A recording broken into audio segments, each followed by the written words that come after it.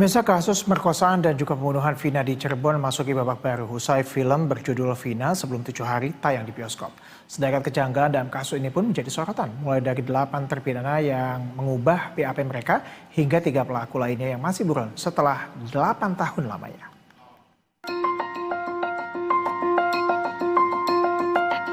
Lokasi inilah yang menjadi saksi bisu pemerkosaan dan pembunuhan terhadap Vina di Cirebon, Jawa Barat 2016 silam. Di lahan kosong inilah Vina dan kekasihnya Eki dianiaya hingga tewas dengan keji oleh 11 pelaku. Sementara jembatan Talun ini merupakan lokasi Vina dan Eki yang sedang mengendarai sepeda motor dipepet oleh para pelaku dan dipukul menggunakan bambu hingga terjatuh. Kasus pembunuhan Vina kembali menjadi sorotan usai film Vina sebelum 7 hari tayang di bioskop. Sederet kejanggalan pun mengemuka ke publik, seperti adanya perubahan BAP oleh 8 terpidana hingga tidak adanya perkembangan pengejaran 3 pelaku lainnya. Polda Jawa Barat beralasan mereka kesulitan memburu 3 pelaku lainnya karena 8 terpidana tidak mengetahui nama lengkap dan asal-usul ketiga pelaku tersebut. Jadi yang menjadi kendala selama ini bahwa dari ke-8 yang saat ini sedang menjalani hukuman atau narapidana ini belum menjelaskan identitas secara pasti ketiganya. Jadi mereka selama ini hanya tahu nama panggilan, tetapi tidak mengetahui asal-usul mereka maupun nama lengkap mereka. Artinya kami selama ini tidak diam, bahwa selama ini kami bekerja. Namun terkait dengan kendala-kendala memang perkara yang kami tangani cukup banyak, sehingga mungkin kami belum bisa mengerucutkan terkait 3 nama ini. Kejanggalan lainnya adalah para pelaku tidak dijerat dengan pasal pemerkosaan dan hanya dikenai pasal pembunuhan berencana. Padahal Polda Jawa Barat mengonfirmasi ditemukannya sperma di jasad Vina. Adapun dari 8 pelaku yang telah diadili, 7 diantaranya dijatuhi hukuman seumur hidup dan 1 lainnya dijatuhi hukuman 8 tahun penjara. Tim Liputan, MITV. Untuk membahas tabir misteri pembunuhan Vina Cirebon, sudah bergabung sama kami ada Komisioner Kompolnas Albertus Wahyu Rudanto, dan nanti juga akan bergabung sama kami ada Kriminolog Universitas Indonesia Adrianus Meliala. Selamat malam Pak Wahyu. Pak Wahyu, terima kasih telah bergabung sama kami di Berita Satu Utama. Pak Wahyu, kita tahu bahwa sebelumnya juga Hotman Paris menyatakan bahwa kasus ini sudah 8 tahun tapi belum juga selesai begitu. Nah, ini mengindikasikan adanya ketidakseriusan polisi dalam mengusut kasus ini. Anda melihatnya bagaimana? Bisa ya, bisa tidak. Ya kalau begini, saya sudah cek betul bahwa memang kejadiannya 8 tahun yang lalu. Dan ini menjadi viral karena kan setelah ada tayangan film Vina sebelum 7 hari. Kemudian berkembang, lalu menjadilah diskusi publik, ya konsumsi publik yang menjadi sangat ramai. Lalu semua hal yang tadinya tidak dibahas menjadi dibahas, yang orang yang tadinya tidak aware menjadi ikut membahas. Jadi, tetapi ini Kompolnas menyikapi ini, kami melihat kalau informasi simpang siur ini lalu menjadi konsumsi publik, kan nggak sampai ke tujuan yang utama. Sehingga kami secara resmi sudah bersurat ke Polda Jabar untuk minta penjelasan resmi. Dengan maksud apa? Dengan maksud agar kalau itu penjelasan resmi tidak sekedar statement-statement, maka kami sebagai pengawas fungsional Polri akan lebih efektif dan lebih fokus ketika ingin mendalami masalah ini. Itu pertama itu. Kemudian ketika kita lihat data ke belakang ini sudah 8 tahun dan rupanya kasus ini itu setelah kejadian dilimpahkan ke Polda Jabar. Polda Jabar sampai akhirnya diputuslah, tadi sudah disebutkan, jadi dari 8 itu 1 dihukum 8 tahun, lainnya hukuman seumur hidup karena mengapa 8 tahun karena di bawah umur, dan mengapa seumur hidup karena memang ancamannya ancaman pembunuhan berencana, ya, ancaman mati atau seumur hidup ya. Tetapi kemudian di pengadilan dan di pemeriksaan mereka mencabut BAP.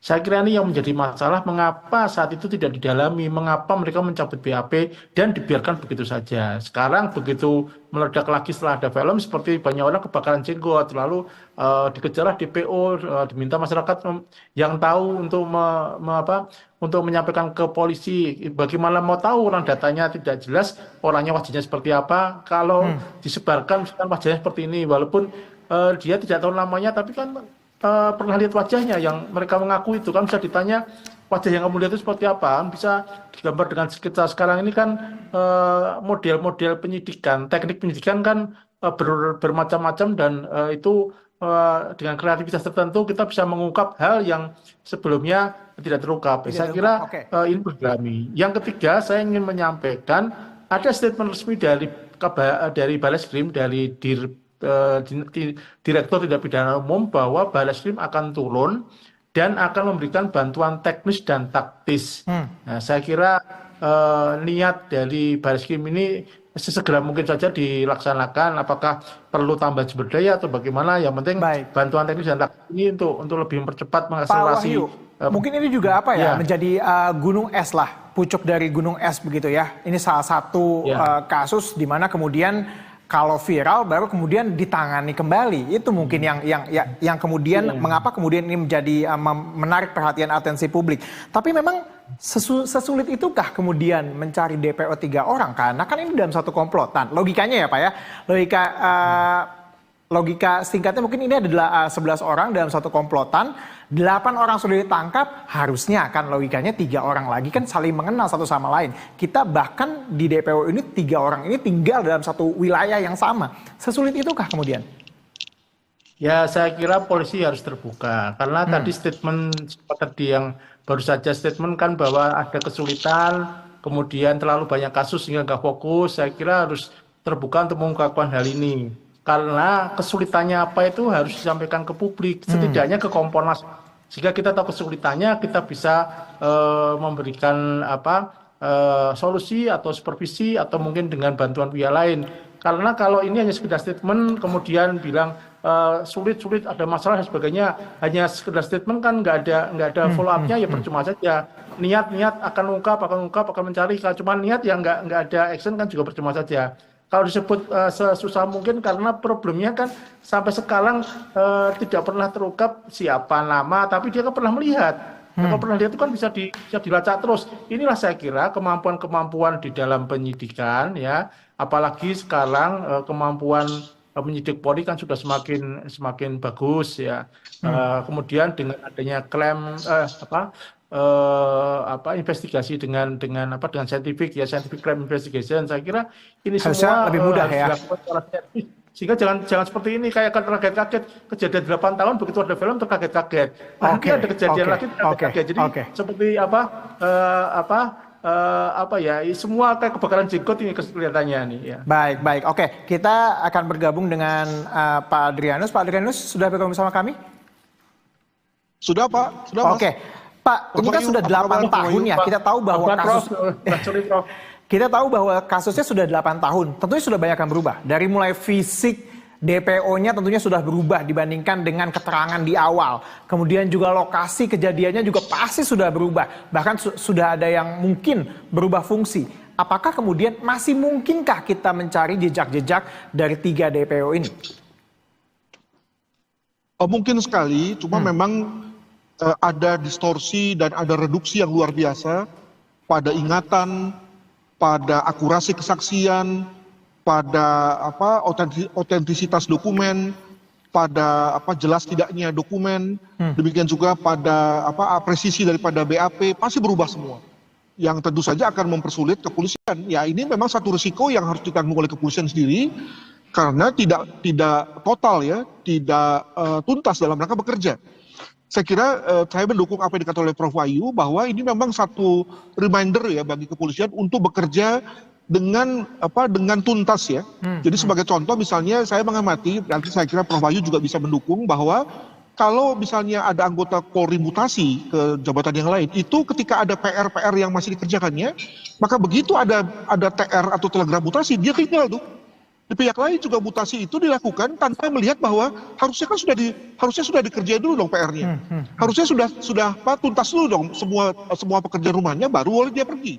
Tapi ketika sudah ada TR, sudah ada telegram, itu seakan-akan tidak ada hubungannya lagi antara memenuhi panggilan untuk mutasi dan PR gitu ya. Maka orang yang masih punya tunggakan pun juga lalu dengan happy saja kemudian tinggal meninggalkan tugasnya gitu, begitu. Kita tahu bahwa ada tersangka-tersangka yang sudah divonis gitu ya, dan kita tahu bahwa semuanya kan totalnya ada 11 begitu ya pelakunya, 8 sudah ditangkap, 3 masih buron.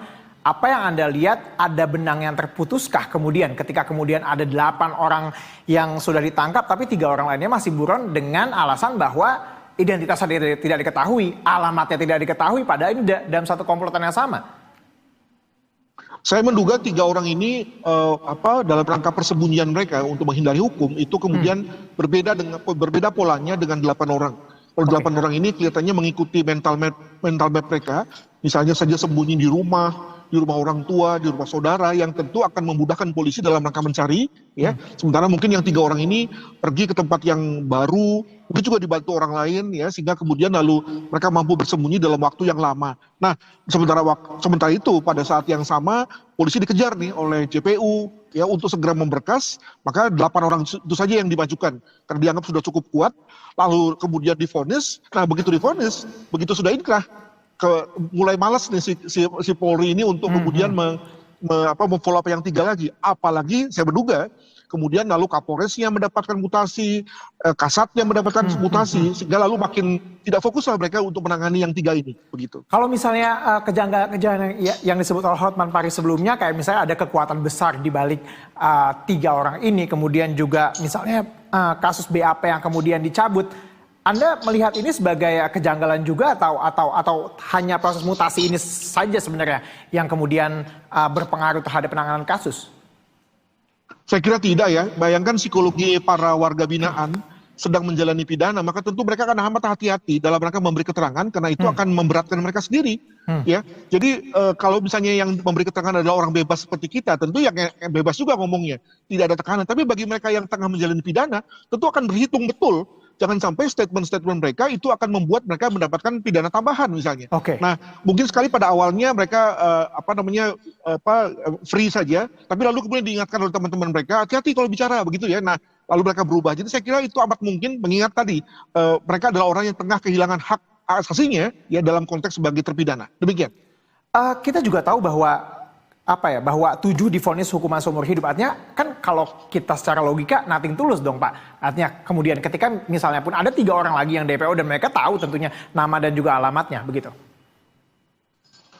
Jangan lupa bahwa seorang yang terkena hukuman seumur hidup pun juga bisa mendapatkan remisi, mendapatkan rehabilitasi sosial dan seterusnya. Jadi jangan melihat pada vonisnya, tapi melihat pada bagaimana pemasarakatan sudah melihat mereka pada saat sudah menjalani hukuman selama 8 tahun. Jadi ada kemungkinan mereka sudah dijanjikan untuk mendapatkan remisi, untuk bisa mendapatkan asimilasi, gitu ya. Nah itu kan mereka berhitung. Jangan sampai kemudian statement mereka lalu memberatkan mereka sendiri, begitu. Yang Anda lihat dari pola-pola, misalnya kejahatan kriminal seperti ini, DPO sudah 8 tahun, mungkin fisiknya juga berubah, ciri-cirinya juga berubah. Masih mungkinkah ditangkap? Dan juga yang kedua, ada dugaan kan ini bisa juga sudah kemana-mana begitu ya. Dengan identitas baru mungkin. Yang Anda lihat bagaimana? Adakah kemudian potensi-potensi ini?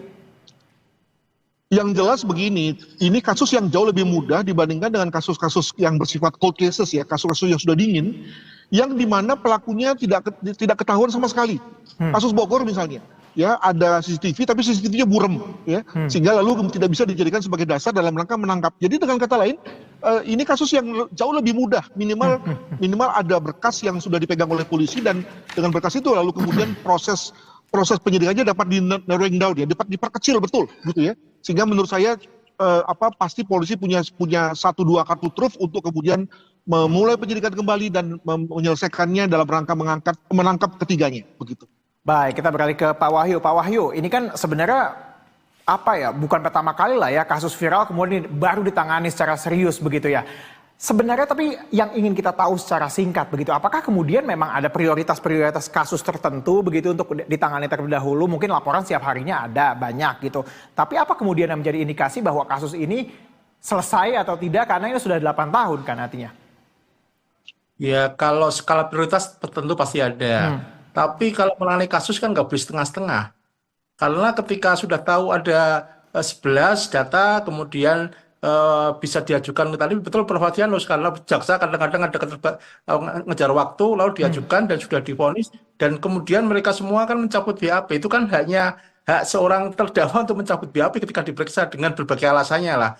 Dan saya kira kalau ini kasusnya kemudian menghilang, harusnya kan ketika mereka mencabut itu ada penggalian lagi dengan kemampuan penyidikan, mengapa dia mencabut itu, kemudian dirunut dan sebagainya. Kan ada data fisik yang waktu itu masih bisa dikejar. Tapi karena saya dapat info juga, karena setelah diputus kemudian ada ganti Kapolres dan ganti pejabat, itu lalu dianggap sudah itu bukan masalah, sudah itu pekerjaan yang lalu lah, dan kemudian dilepas sekarang menjadi bom waktu ketika ada film ini. Saya justru khawatir nanti belakangan itu ada beberapa film-film seperti ini yang kemudian seolah-olah film-film itu publik menagih kinerja Kapolri. Misalkan saja ini yang di kampusnya Prof. Adrianus itu yang tenggelam dan belum sampai sekarang tidak terbukti, itu kan sampai sekarang bilang ini nanti kalau itu dibikin film banyak sutradara pinter nanti lalu jadi rame lagi mengapa sampai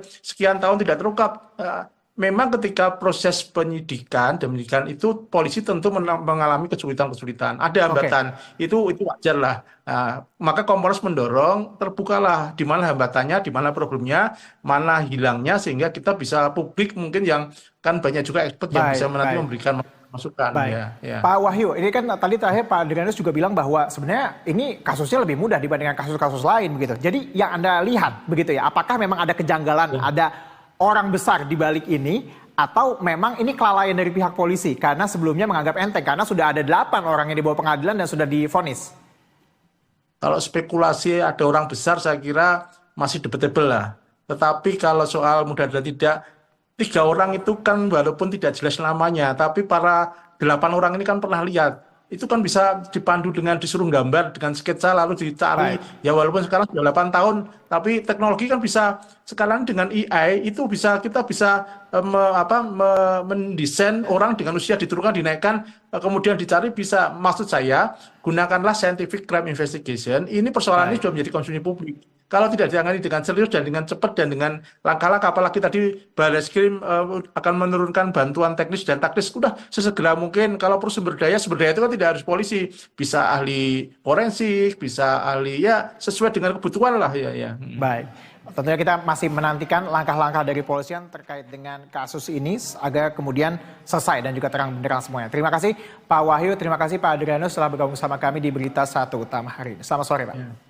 Terima kasih. Terima kasih.